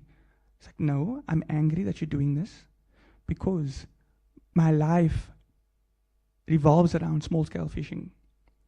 And that's not just my job, but that's how I put money on the table and food in my stomach. And on top of that, what you're going to be doing is going to be affecting the environment, which will stop the fish, which will stop my kind of way of income. So when we look at that, we see how the three justices come together, the social well-being element, the social justice side of their well-being, the economic side being impacted because of an environmental destruction. And because Shell didn't do meaningful public participation, we saw their victory against that. When we talk about nuclear or anything else going forward, we need to understand our voices matter and they're scared of it. An example, I'm not sure if Peter mentioned it earlier because I wasn't here, is that Peter was our representative, the community representative on the National Nuclear Regulator Board. And he was removed because he had conflicting interests because he was a part of a group called Kuba Galette Alliance. Now, mind you, they knew who he was when they hired him, but they still removed him wrongfully, and he went to court, and he won, and they appealed, and he won again. But in that time period that all of that happened, what happened with nuclear? We now have another 20 years of Unit 1 at least. Because community, civil society were left out of decision-making places. Because our community rep wasn't able to do the work that he was mandated to do, which is consult and meaningfully engage communities and people on the ground. And so when we talk about social justice, environmental justice, economic justice, and meaningful public participation, I want us to not view it as something we have to wait for, but something we need to actively take power for. We need to take charge in. And if we don't, we are going to be lost. Not just as it relates to nuclear or power or energy, but as it relates to many other things. Energy, water, food, land and housing, global solidarity. Oh, it's amazing taking the, Israel to the ICJ, and it's great. All of these things happening on an international level, but our own space is being ignored. So we need to do that 100%. We need to be in solidarity with communities and groups internationally. But that also means that they can do things in our spaces and in our communities as well. But it takes you. Our governments do not have political will, but we do. So we must use it. Thank you.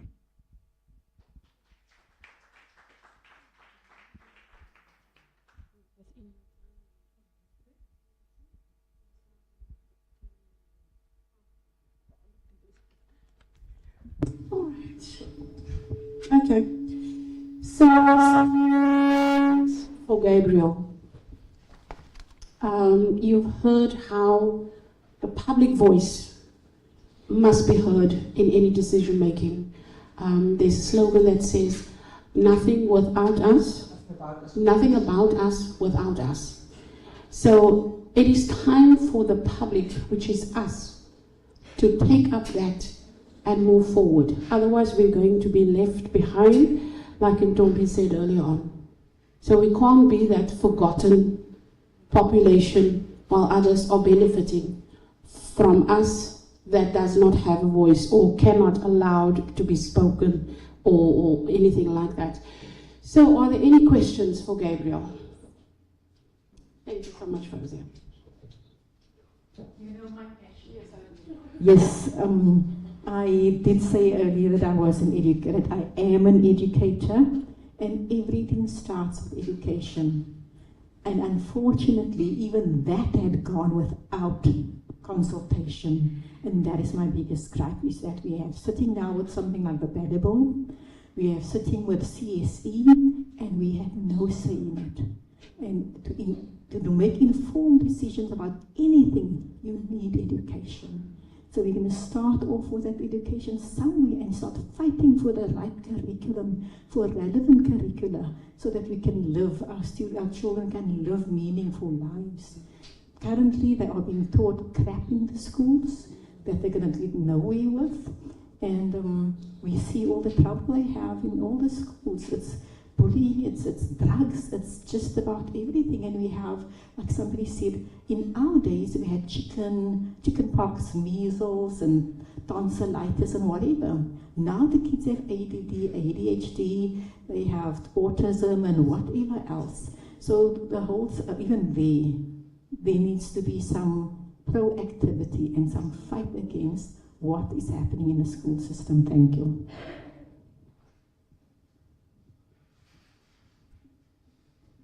Thanks so much. From a female educator, I want to echo, and it's something I think people who hang out with me are probably sick of hearing me say exactly what you're saying.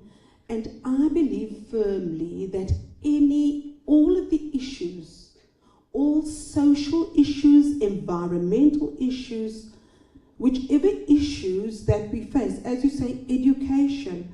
But what we see, especially within our smaller townships, smaller communities, is this perpetuating circle. And the only way to break the cycle is precisely that, is to reach children at their most influential age. And that only comes through changing curricula, ensuring that the curriculum is truly an holistic one. That is exactly it. I firmly believe that. Thanks. Would you like to respond now, before we take another round? I don't think there's any need for me to respond. I think I'll water down what's said. Thank you so much. That's what I wanted to hear, because you know how interactive people can get. So thank you for that. You two, wonderful people. Anybody else that would like to ask any questions of Gabriel?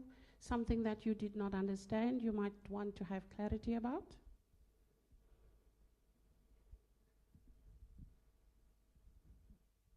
For me, it's not clarity, it's just a comment. Sometimes people will find something controversial to make their voices heard, and then because you've been talking straight, saying we need water, we need to change the curriculum, blah, blah, blah. Well, let's go against the tide. Let's do it all wrong so they can do it all right. Well, that's what I'm thinking while sitting here. Thank you. Thank you, Sizwe. All right. Anybody else? There's nothing online? Okay. Sorry, my hand is up. I think just a comment, thank you for saying that all the human rights issues are so interconnected, and indeed we do try to break them so that we feel less overwhelmed. But I think it does feel very challenging if we try to tackle all of them at the same time. So thank you for being the brave out of us to put them all together. Cool. I also just want to bring that point there. It is important sometimes that we do look at our different avenues of working. You can think of it like a river, you know. There are different streams that flow into each other, and we jump on the one that works best for us or that we have the most experience on, but eventually all of it comes together into this river. And this is that point that we start seeing something. It's very overwhelming because it's rushing and it's moving so fast, but when we take a step back and we go back to our little stream that's flowing in, where we can control it, where we can nurture it, it becomes a little bit more manageable. So I'm not asking for us to all, be in the river, because it can get quite dangerous and overwhelming. But focus on the stream that you're working in. But have that ability to look up and see the bigger picture, because that helps you remember why you're doing what you're doing and the importance of working with others. Thank you so much, Gabriel. Anyone else? Oh, Alroy, welcome back.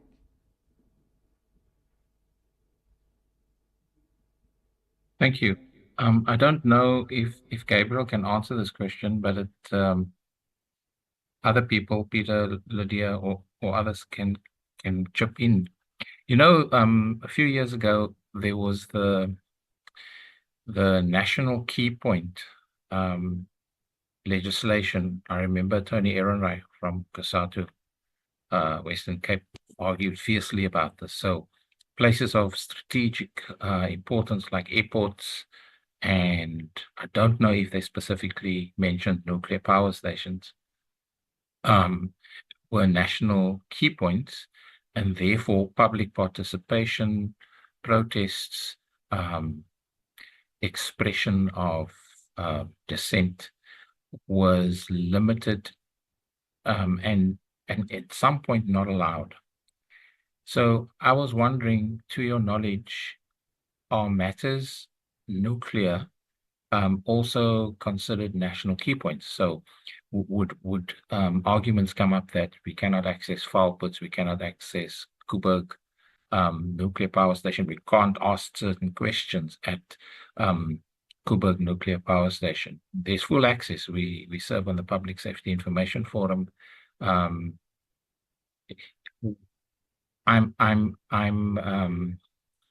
triggered by how violence and oppression and even torture by the Russians happened when they were uncomfortable and people objected, and there was intentional damage to key infrastructure. So I just like your views on this, national key points, and the fact that that may be used or thrown in our face when we ask difficult questions. Thank you. That until the day I die, you can try to stop me from asking a question, but I will ask the question.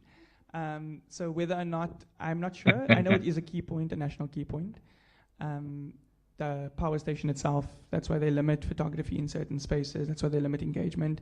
I also am grateful for that, because that's also a safety measure, is that not just anyone can do a madness. Even though more recently, as of I think November last year, about 2 million rands worth of damage was caused because a contractor was playing around somewhere. More information to come. But a key point like Koeberg or a key point like Falpits, where the waste is being stored, I'm grateful that they are limiting certain elements to it, because I think there comes the risk of such a devastating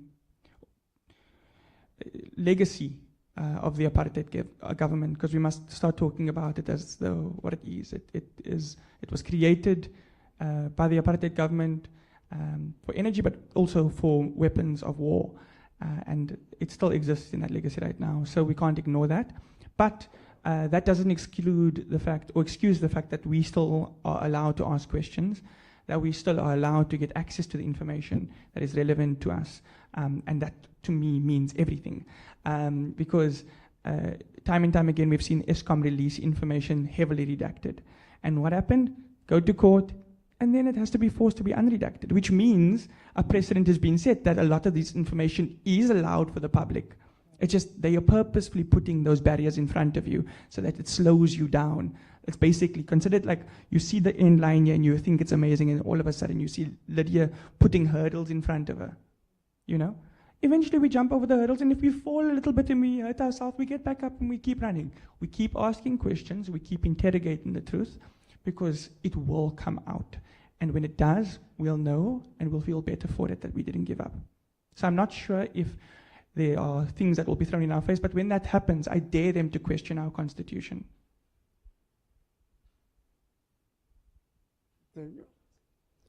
We talk about environmental injustice and environmental justice and public participation.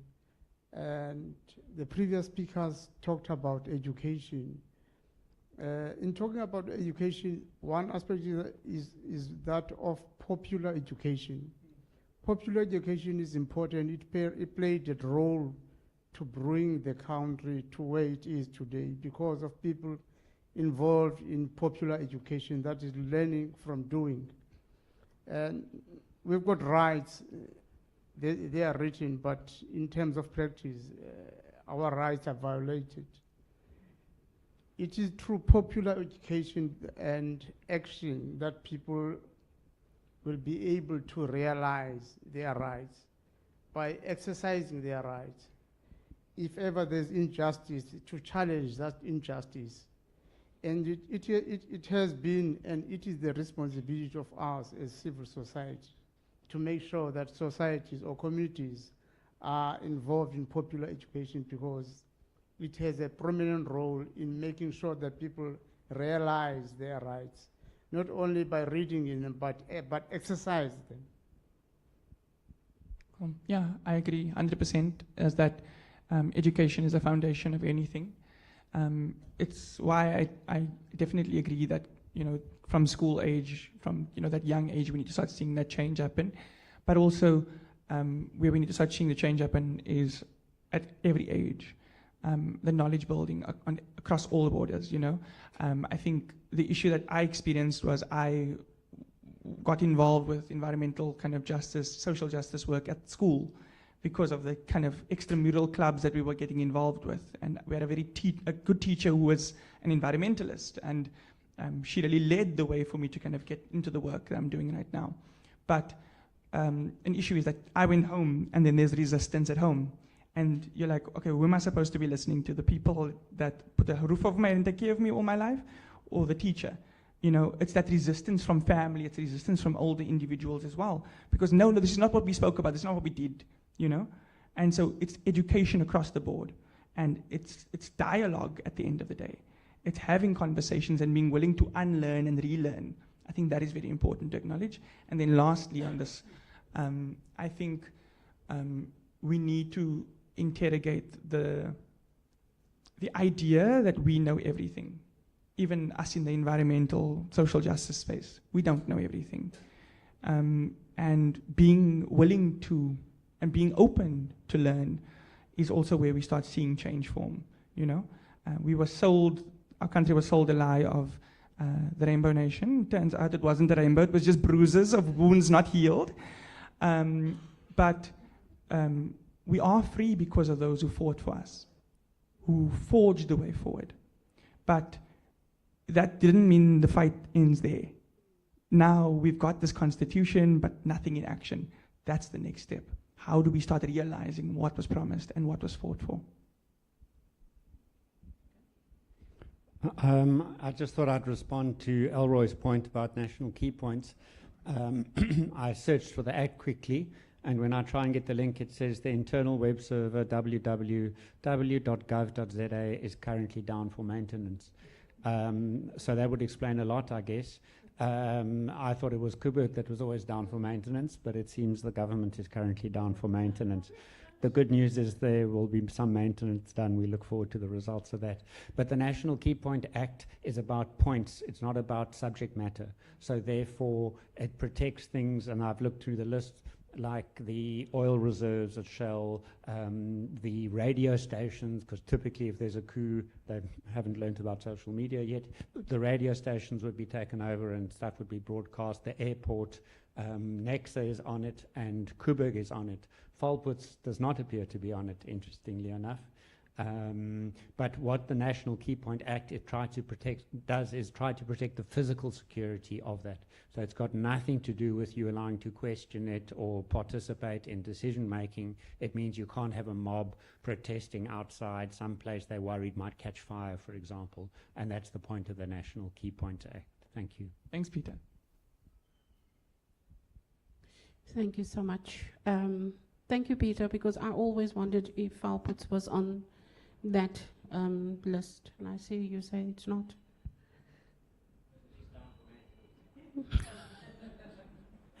Thank you so much. Any more questions for Gabriel?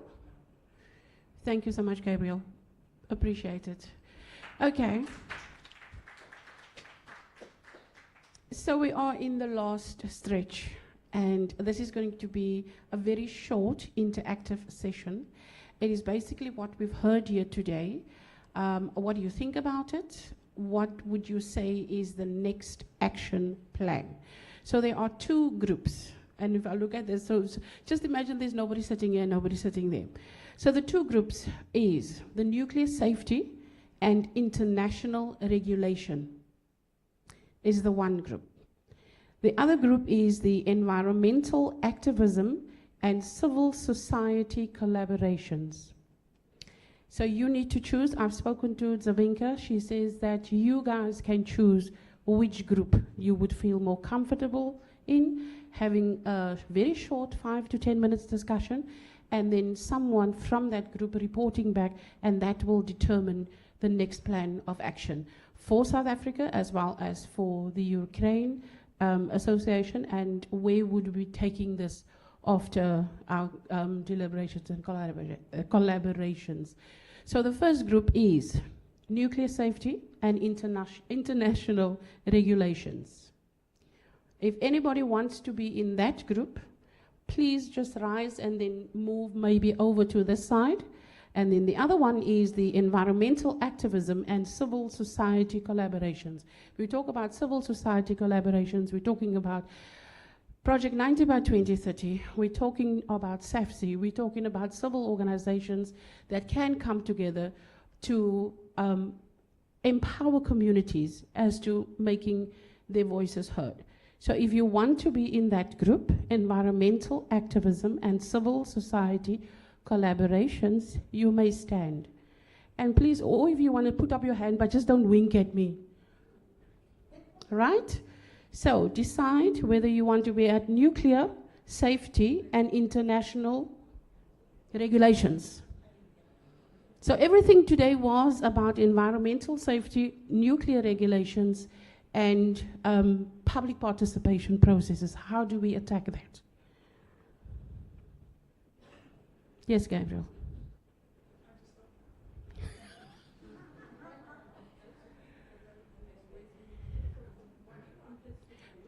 If you are interested in the new, yes. So anyone, okay, nuclear regulations on my left, this side. All right. So environment this side. And please, you can move your chairs to face each other so you will have an interactive discussion. You will decide in this group session about collaborations, who are the stakeholders that can be drawn into this. And on the other side, it is the what? Come guys, come guys. Woo, die kosele baie swaar, ne?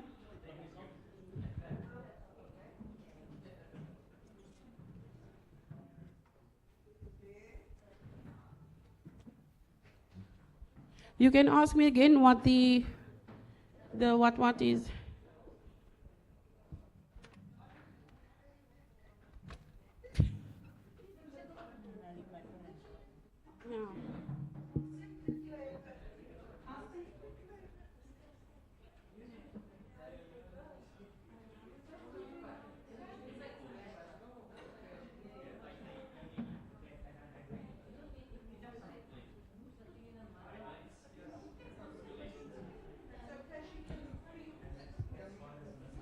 Okay.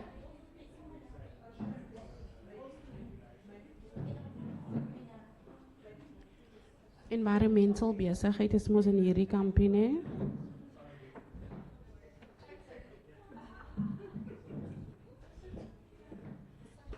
In this group, we're looking at environmental activism and civil society collaborations. Discuss it among each other, have someone to report back in a discussion.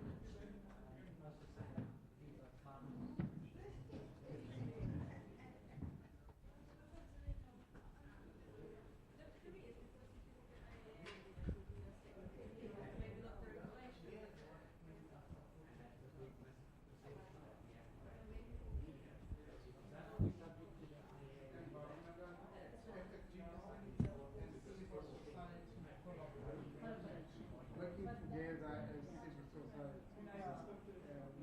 environmental activism, that means environmental issues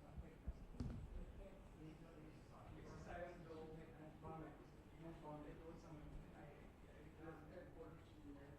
We cannot control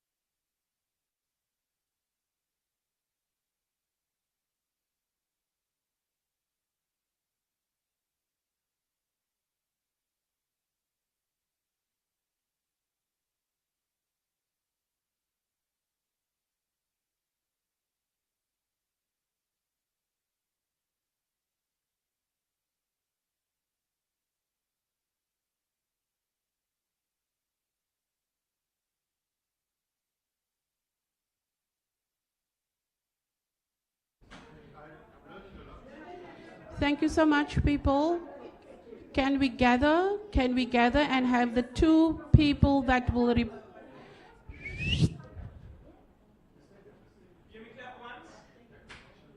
Hello.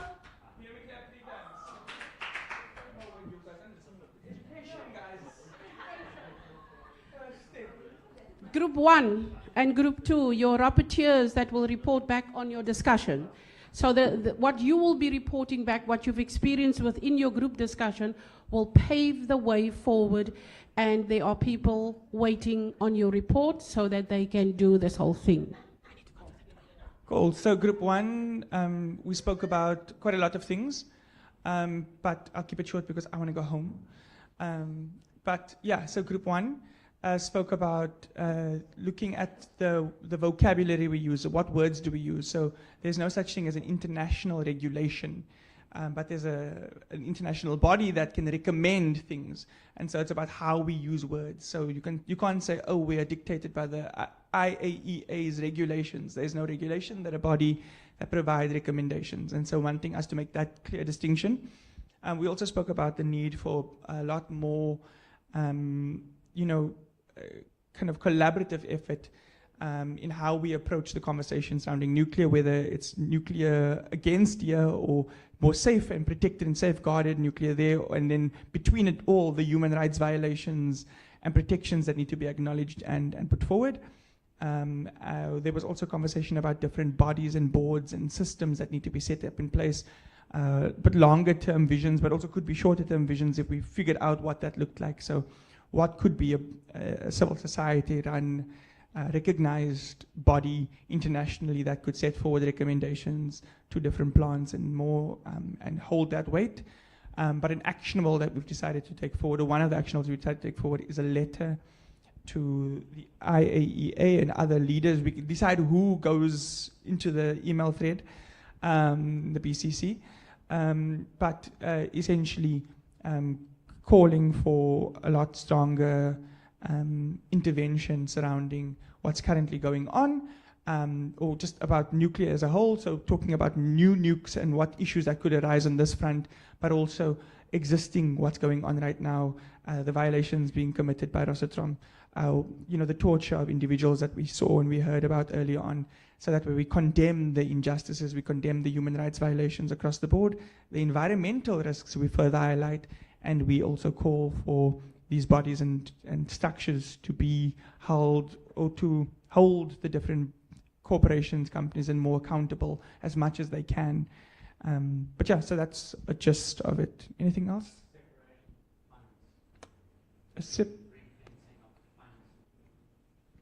We spoke about a separation of a fund.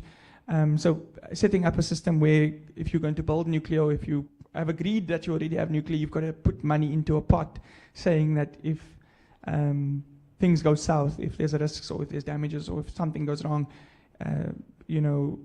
that's like basically a loss and damage fund for nuclear as a whole, and waste disposal as a whole. So when you want to put something forward, you've got to put something in. That way there's a little bit less of an appetite to do something, because you don't want to put money into something. But at the same time, if something goes wrong, there's a fund to protect and safeguard. Cool. Group 2. Toilets.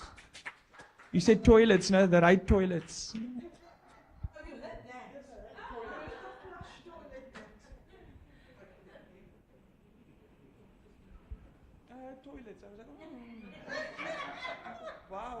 It's all interconnected, and those were your words, Gabriel. So yeah, we, as you could gauge from Gabriel's little, nudge there, ours was quite, we touched on so many topics. So we delved deep into environmental issues. We spoke about the social ills that still exist within South Africa today, the lack of service delivery, no running water. I mean, there are so many households who, in this very day and age, 30 years into democracy, still have no access to running water. And then we did, we touched on the nuclear issue, And I'd made the example because I form part of a group of small-scale farmers, and you know, we cover quite a wide stretch, sort of close to the west coast there, up near Malmesbury. And it's taken many, many years, meetings, workshops, trying to meet with people, people not rocking up with meetings. But we've eventually reached a stage and where we've amalgamated, where we've come together, we've collaborated. And our approach to the nuclear issue is exactly that. We feel that we should take exactly the same stance, where there is collaboration, but prior to, you know, with collaboration, open communication, spreading awareness, sharing of knowledge, and within our very own communities, to just start the conversation, get people together, spur people into action where people now don't, you know, because we've looked at it, and it was mentioned earlier, the interconnect, the health, the energy, the land, the agriculture, you know, everything is connected. And, you know, for many people, it's about being complacent. Oh, this is the way it is. This is the way it's always been. And so what we've decided within our little group, you know, amongst chatting, other than chatting about flush toilets, is that we've decided that we wish to be the change. We need to spur on. We need to start the movement. We need to push harder. And I think that's about it. Thank you.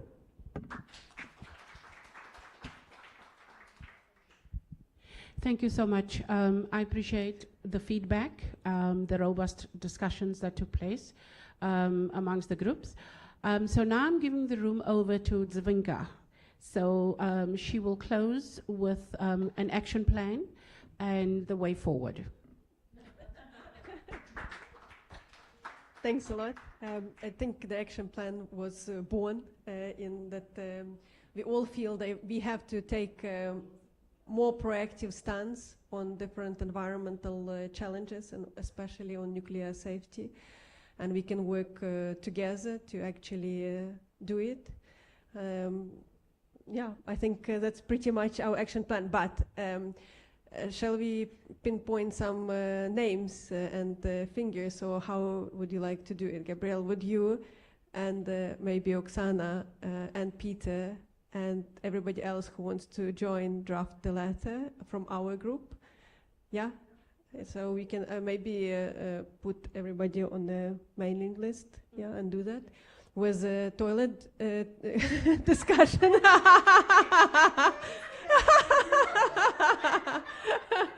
And the access to running water. Do you want to choose someone who's going to lead that conversation and put some practical steps? Or do you need a little bit more time to discuss this now? Or do you think you can decide how you can organize and do it?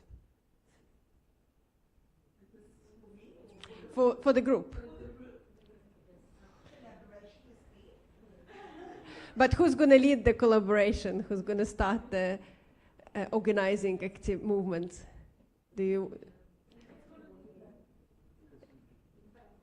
Okay, thank you. So you, Lydia, will help to put everybody in touch. Yeah, you're already all in touch. Yeah. Okay, thank you. Thanks a lot. I think thank you for all the conversations that we had today, starting from in the beginning with great presentations of what has already been achieved, because I think there is so much to be proud of what your communities have already achieved, like how big geopolitical players have been stopped in South Africa. I always admire South African civil society for being able to defend your rights within the legal system. I think this shows the strength of all individuals that are involved in that movement, so each of you. And unfortunately, this doesn't stop at any time, because the democratic society gives us the rights, but it also puts on us a lot of pressure, because we have to be responsible for keeping our government accountable. There is nobody else. Otherwise, we fall into an autocratic system where you don't respond for anything, you're not responsible for anything, but you also have no rights. So this is the choice that we have, and sometimes those people that are the poorest, they have the most of those demands to fulfill because they have the most challenges what to hold the government into accountable, and this is not justice, but this is the reality and practice of democracy, and I don't think we found a better system, unfortunately. So thank you for participation. Thank you also for solidarity with our Ukrainian delegation. We're really grateful that you found time today to come and to not only share your experience, but also listen to what's happening in Ukraine. As there are, we were talking about education and new projects, I want to share that Ukrainian Association is doing a theater performance about nature and people collaboration based on a play that was written more than 100 years ago, but the challenges of how nature and people collaborate. This is for children 7 to 12 years old. If you would like to organize, this is part of the ASITEL International Day for Theaters. If you can organize the groups of children and get them to the theater, the program provides some free tickets. So if you would like to do that, bring your children to the play that talks about environment, please, organize. So you can also get in touch with me, and I can help you to facilitate that process. Those who can buy tickets and come with children, and those who can't afford can help organize the transport, and then children can watch without payments.